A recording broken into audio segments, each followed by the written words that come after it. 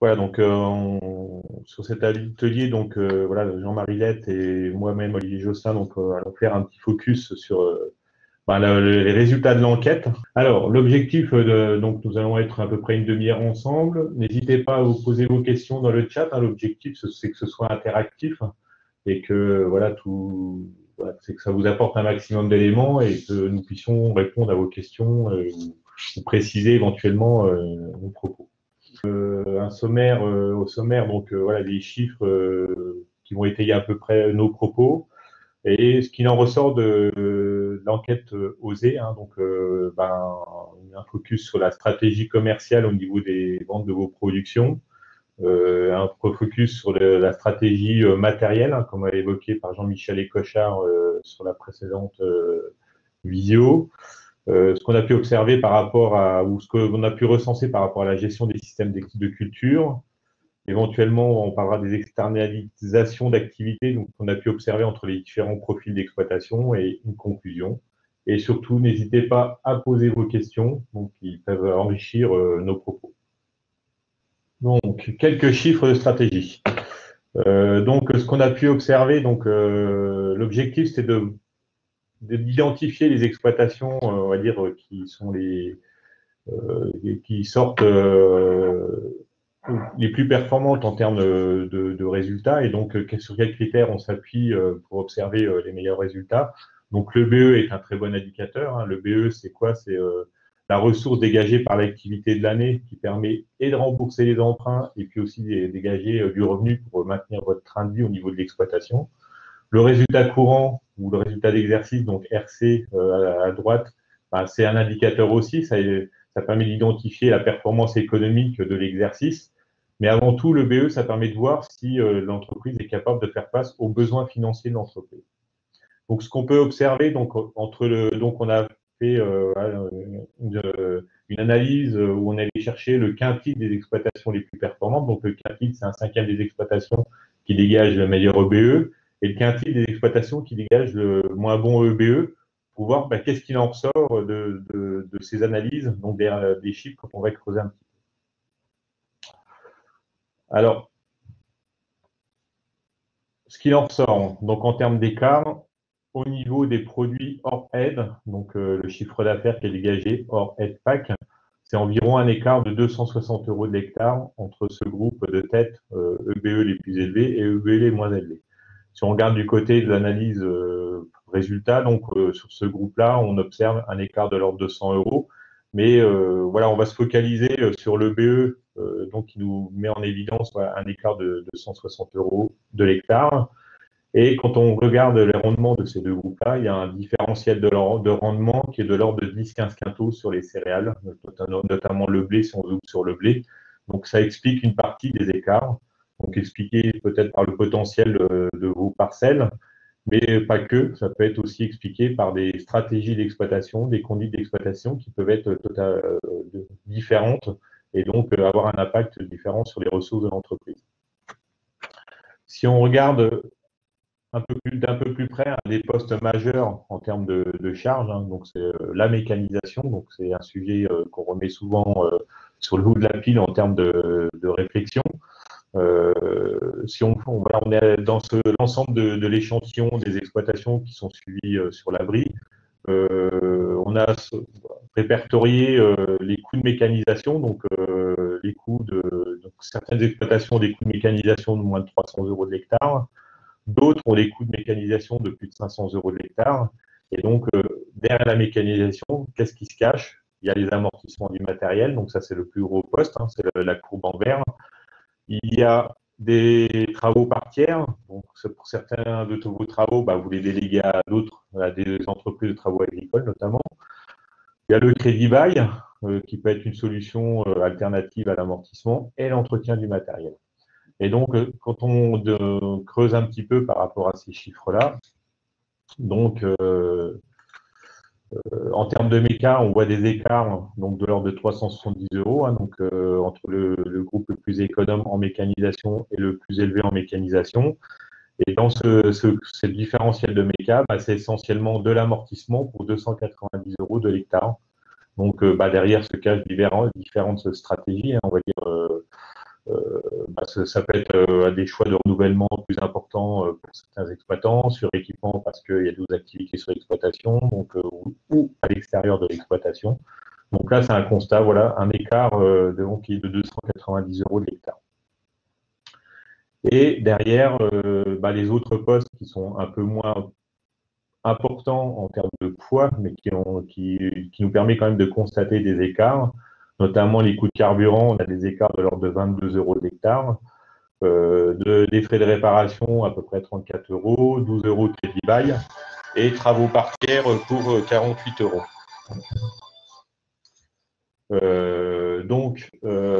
Derrière, ce qu'il faut retenir comme information, c'est on peut penser que des coûts d'amortissement plus élevés sont le reflet de choix de renouvellement plus importants, accès à matériel plus performant, qui pourraient être plus économes en termes de carburant, d'entretien, etc.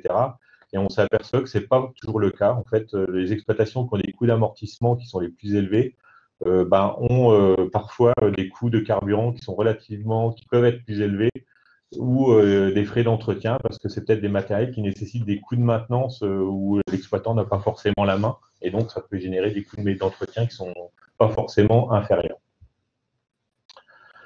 Donc ça, c'est un focus sur la mécanisation.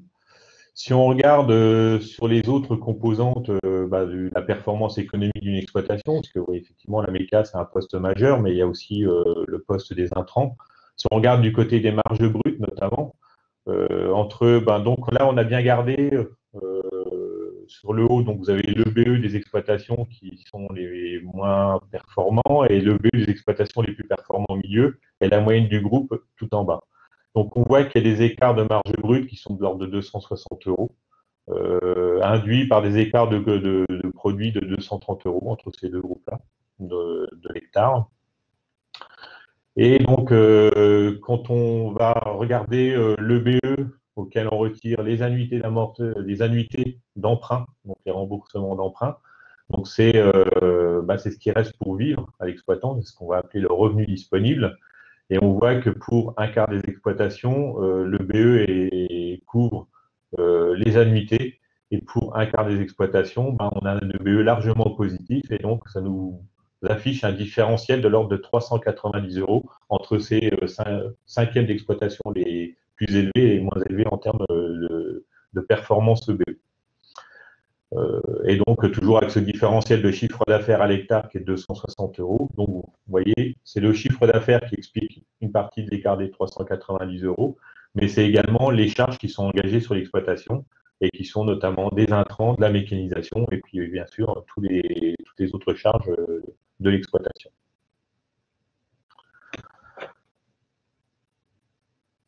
Donc voilà en termes de chiffres ce qu'on peut retenir donc sur les écarts qu'on peut constater au niveau des exploitations.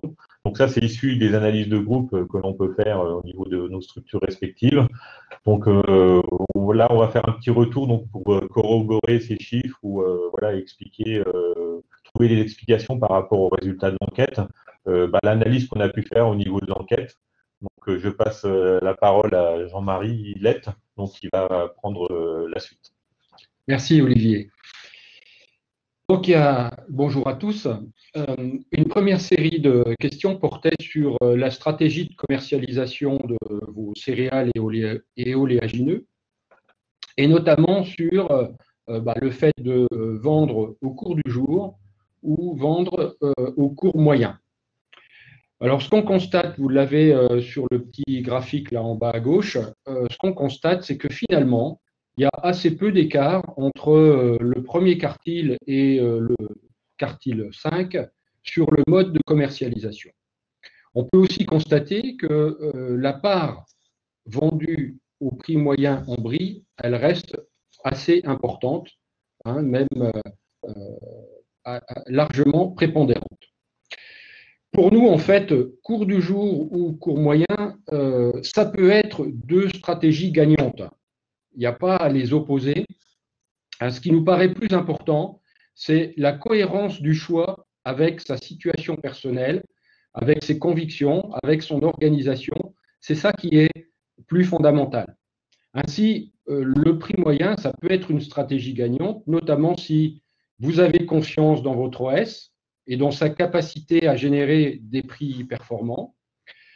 Si vous avez accès, grâce à votre OS, à des contrats qui peuvent faire la différence, hein, des contrats différenciants, ou si vous avez besoin de sécurité, peut-être que le prix moyen sera un peu plus sécuritaire. À l'inverse, le cours du jour peut être lui aussi une stratégie gagnante si vous disposez de stockage, c'est le minimum nécessaire, mais si vous disposez aussi de temps pour vous former aux techniques de commercialisation et pour vous informer régulièrement sur les marchés. Et puis aussi, hein, c'est indispensable, hein, il faut, dans cette stratégie-là, maîtriser les techniques de sécurisation de votre prix qui sont essentielles. Donc, vous voyez, ce choix multiple, il n'y a pas d'opposition, il peut être gagnant et notamment dans l'abri, il faut quand même le souligner. S'il y a beaucoup de prix moyens, c'est parce que il y a un certain nombre de petites coopératives performantes, proches de leurs adhérents, capables de contractualiser des marchés spécifiques de niche et qui dégagent en général des prix moyens d'un très bon niveau. Alors, une deuxième série de questions portait sur les stratégies matérielles, et notamment en matière de renouvellement. Hein, vous savez que l'acte de renouvellement, Olivier l'a dit tout à l'heure, hein, c'est ce qui va constituer finalement la grosse masse du coût de votre mécanisation par le biais notamment des amortissements. Alors, la série de questions, elle portait notamment sur le type d'achat. Est-ce que vous achetez plutôt du neuf? Est-ce que vous achetez plutôt de l'occasion? Est-ce que vous achetez plutôt selon les opportunités? Eh bien, ce qu'on constate, là aussi, finalement, c'est assez peu d'écart entre les deux quartiles. Vous avez le quartile 1 en bleu, le quartile 5 en rouge.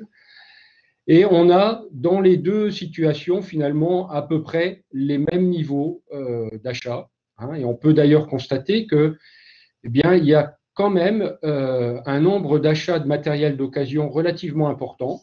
Alors c'est peut-être lié au niveau de revenus des dernières années qui n'étaient pas formidables et qui ont peut-être contraint un certain nombre d'agriculteurs à se tourner plutôt vers l'occasion.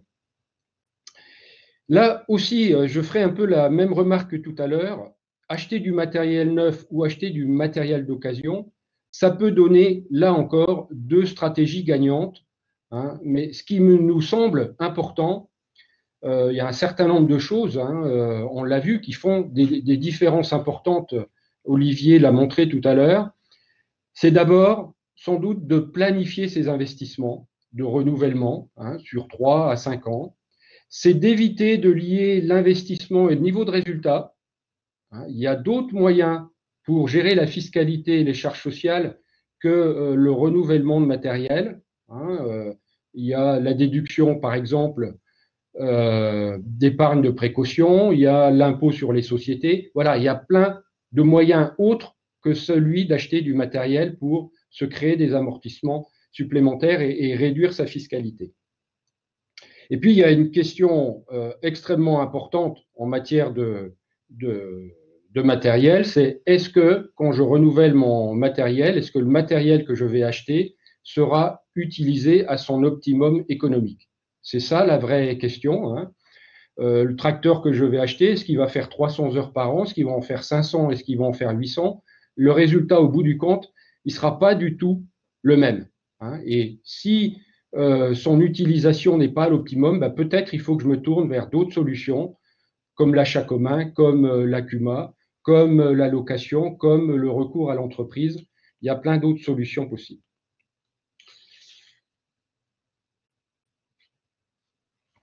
Alors, une autre série de questions portait sur la gestion des systèmes de culture et sur les assolements. Alors, c'est une question compliquée aujourd'hui en Brie et dans toutes les zones intermédiaires. Hein. On sait aujourd'hui que la rotation traditionnelle qui a fonctionné depuis 30 ou 40 ans, blé, orge, colza, eh bien, elle est aujourd'hui obsolète. Hein, parce que on a une concentration d'agresseurs, parce qu'on a des problèmes de résistance au désherbant, parce qu'on a de moins en moins de produits de traitement efficaces, ce qui fait que cette rotation simplifiée, eh bien, elle est complètement aujourd'hui mise à mal. Alors la diversification des cultures, c'est pas simple. Hein, c'est pas simple. Vous avez pu constater que ces dernières années, par exemple, la févrole, on a connu beaucoup de déboires, les betteraves, on en a connu aussi ces dernières années, et pourtant, ça reste une priorité. Et d'ailleurs, quand on compare les deux quartiles, eh bien, il est clair que le quartile 1 parvient à développer et à maintenir des assolements plus diversifiés que le cinquième quartile. Et ça, c'est effectivement important parce que derrière ça, il y a des enjeux environnementaux avec, par exemple, les doses d'azote lorsqu'on introduit des légumineuses ou avec des cultures peu gourmandes en intrants comme le tournesol, le chanvre. Il y a des enjeux agronomiques, alternance de cultures d'hiver, de cultures de printemps, le fait de réduire les résistances en multipliant les cultures, et puis il y a des enjeux aussi économiques. Et parfois, sur les enjeux économiques, eh bien, la marge brute de la culture, certes, il est faible, sauf que la marge brute de la rotation, elle, eh bien, finalement, elle est meilleure. Parce qu'effectivement, quand vous introduisez des nouvelles cultures, eh bien, vous pouvez améliorer aussi, souvent, la marge des cultures qui suivent, et pas seulement le niveau de la culture, de la marge de la culture mise en place. Donc ça me paraît important, même si c'est compliqué et c'est pas simple. La diversification des assolements, c'est une clé pour demain dans les systèmes brillards. Alors, sur les pratiques agronomiques, je ne suis pas trop long, non, ça va. Bon. Sur les pratiques agronomiques, il y avait deux séries de questions sur le travail du sol et puis sur les apports d'intrants. Sur le travail du sol, rien de bien particulier, si ce n'est que ce qu'on constate, notamment dans le premier quartile, c'est une adaptation permanente aux conditions spécifiques de l'année, à la météo de l'année. Hein, c'est clair que ça me paraît important, cette adaptation en matière de travail du sol pour bien sentir son sol et faire les bons choix agronomiques pour ce travail du sol. En matière d'intrants, là encore, il n'y a pas de grande différence. Qu'on peut dire quand même dans le quartile 1, c'est que on est plutôt sur des conduites raisonnées, adaptées à la situation et au potentiel de chacune des cultures, plutôt que sur une conduite extrême de réduction des intrants, qu'on n'a pas retrouvé finalement dans ce premier quartile.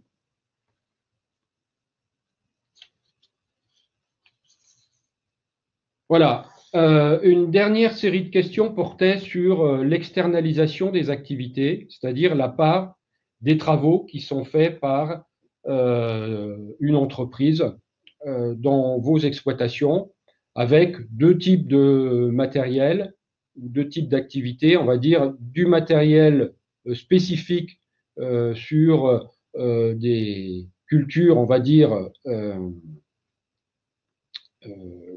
sur des types de matériel qui est difficile à amortir sur une exploitation, par exemple la récolte des betteraves ou l'épandage de fertilisants, et puis à côté de ça, du matériel dédié, lui, plus sur de l'activité classique de céréales et oléagineux.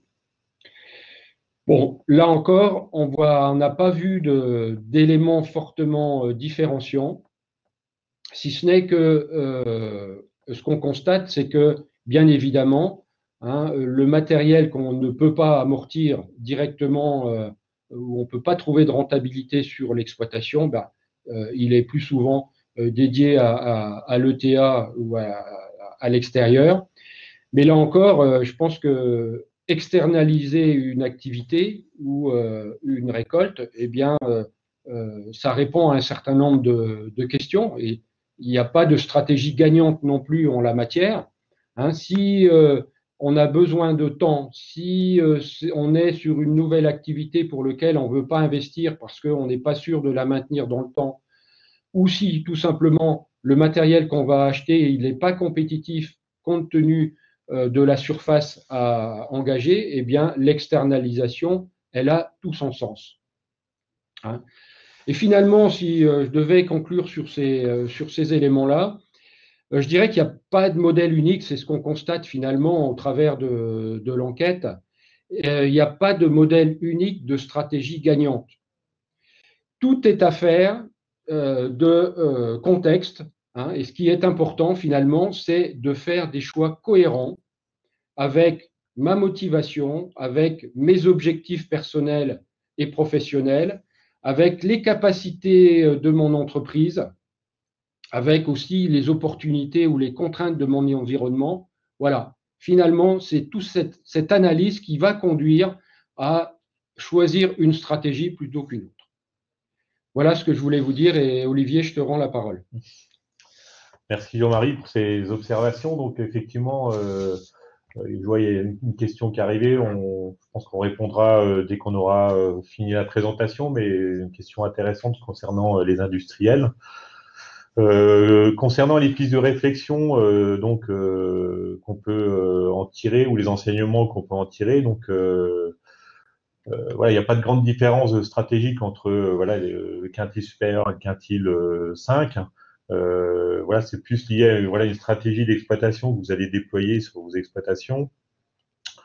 On note que toutefois que les exploitations qui sont dans le quintile supérieur s'approprient mieux la gestion de leur exploitation, s'approprient mieux certains domaines, notamment la mécanisation sur le matériel, on va dire, non dédié ou qui peut travailler sur l'ensemble des cultures. Quand il est maîtrisé par l'exploitation, c'est plutôt mieux. Hein, donc, c'est bien sûr en respectant la saturation et l'optimum en termes d'utilisation. Et il y a d'autres sujets qui restent encore à évoquer, c'est l'accès au conseil, c'est bien vérifier l'efficience du travail, du temps que vous mobilise chaque production et est-ce que la rentabilité du temps que vous passez par rapport à certaines activités, est-ce que voilà, elle ne mérite pas d'être réfléchie pour être optimisée, hein, et donc les 4 axes que nous avons identifiés qui étant levier de performance sur vos exploitations, c'est la valorisation du produit. Donc, on l'a très bien vu tout à l'heure. On n'est pas là pour dire il faut vendre au prix moyen, il faut vendre au cours du jour. C'est l'appropriation de la méthode et puis d'aller jusqu'au bout en termes d'appropriation. Hein, donc, la commercialisation au cours du jour, ça ne s'improvise pas. On peut faire un coup de temps en temps, mais ce n'est pas toujours gagnant si on n'a pas une réelle stratégie de conduite de cette façon de commercialiser. Donc, après, en fonction de son OS, effectivement, voilà, il peut y avoir de très bons résultats en termes de commercialisation. Les pratiques agronomiques, donc voilà, c'est pas blanc, c'est pas noir. Hein, donc, il y a des pratiques agronomiques qui sont vertueuses d'un point de vue médiatique, mais d'un point de vue technique, il faut s'y approprier. Donc là, il faut aller jusqu'au bout de la maîtrise technique pour que ça fonctionne. Les investissements, donc on l'a déjà évoqué à plusieurs reprises dans notre présentation, donc ça c'est un point clé de la réussite de de vos résultats. Et donc la main-d'œuvre, donc effectivement à optimiser en termes de temps au niveau de vos exploitations. Ce n'est pas une conclusion générale, hein, faut pas en tirer. Voilà, il n'y a pas une piste, il y en a plusieurs des pistes. Hein, donc c'est bien l'implication dans vos exploitations et dès que vous avez identifié un point faible, qu'est-ce qu'on met en œuvre pour pouvoir le résoudre ou l'améliorer au niveau de votre exploitation. Et donc voilà, plutôt que de chercher une stratégie gagnante, plutôt voilà se poser des questions sur quels sont les leviers que je pourrais optimiser sur mon exploitation. Donc, c'est pour pouvoir me comparer à mon environnement. C'est identifier les freins et problèmes qui sont liés à mon exploitation ou à mon fonctionnement, à mon organisation. Comment les identifier, comment les résoudre. Et donc, après, c'est essayer d'identifier les alternatives. Donc, ça peut se matérialiser par une petite remise en cause d'un domaine de l'exploitation ou peut-être une grosse remise en cause, mais qui peut être salutaire ou qui peut voilà, complètement changer la performance ou le fonctionnement ou les résultats de l'exploitation. Donc notre rôle auprès de vous, de vos exploitations, c'est de vous guider dans sa réflexion. C'est voilà, un œil extérieur, ça permet d'avoir une vision un peu détachée de vos problématiques d'exploitation et éventuellement vous aider à identifier ces points à améliorer, identifier et mettre en place des plans d'action ensemble. C'est vous orienter vers aussi les personnes les plus adéquates qui peuvent répondre à vos problématiques. Hein. Donc, si c'est d'ordre technique, d'ordre économique, d'ordre financier. Donc, voilà, vous êtes entouré d'un certain nombre de compétences et donc l'objectif, c'est que on soit là pour vous apporter ces leviers-là et donc construire ensemble les accompagnements, les solutions pour voilà, passer ces caps qui sont peut-être aléatoires en ce moment d'un point de vue climatique, financier, économique, etc. Mais voilà, le monde change et on est en perpétuel renouveau. Ouais. Donc merci pour votre attention. Donc je vois que Lucas nous a posé une question. Il faut arriver à intéresser les industriels. Donc je vais répondre. Jean-Marie, éventuellement, vous pourrez compléter. Effectivement, avant de se lancer dans une production ou de choisir une diversification sur l'exploitation, c'est bien de vérifier est-ce qu'il y a un marché est-ce que c'est un marché de niche? Est-ce que c'est un marché local? Est-ce que c'est un marché de masse et auquel cas on va on va se tourner vers un industriel? Si c'est un marché de niche, c'est peut-être une vente locale, directe, etc. Mais c'est une des clés de réussite, effectivement, c'est de se soucier cette production qui apparaît dans mon assommement, dans mon entreprise, quel débouché il a, est-ce que je peux la contractualiser? On parlait de Févrole tout à l'heure, effectivement, avec les aléas ou les difficultés qu'elle peut rencontrer cette production-là. Voilà, ça va dire que ça va être votre coopérative qui va commercialiser. Donc, c'est bien de vérifier avec elle si voilà, il y a une valorisation intéressante à mettre en œuvre. Après, sur une diversification de petites productions, marché de niche, effectivement, c'est de voir comment je peux la déployer sur mon exploitation, comment je peux la commercialiser, est-ce que c'est moi seul, en groupe avec d'autres exploitants par rapport à constituer une gamme à commercialiser et attirer le client. Donc voilà, effectivement, ce sont des réflexions qui sont stratégiques dans la réussite de votre production. Alors Jean-Marie, je ne sais pas si tu voulais rajouter quelque chose par Oui, rapport à l'industriel, mais ouais, ce que je voudrais dire, c'est que parfois, c'est plus facile à intéresser un industriel quand on représente une masse suffisante, même si ça reste un marché de niche. Et c'est pour ça que parfois, passer par son OS ou réussir à constituer un petit groupe local pour aller voir les industriels, ça a parfois un peu plus de poids que d'y aller tout seul. Hein. Et voilà, c'est peut-être aussi une des façons euh, de, de trouver justement ces diversifications nécessaires.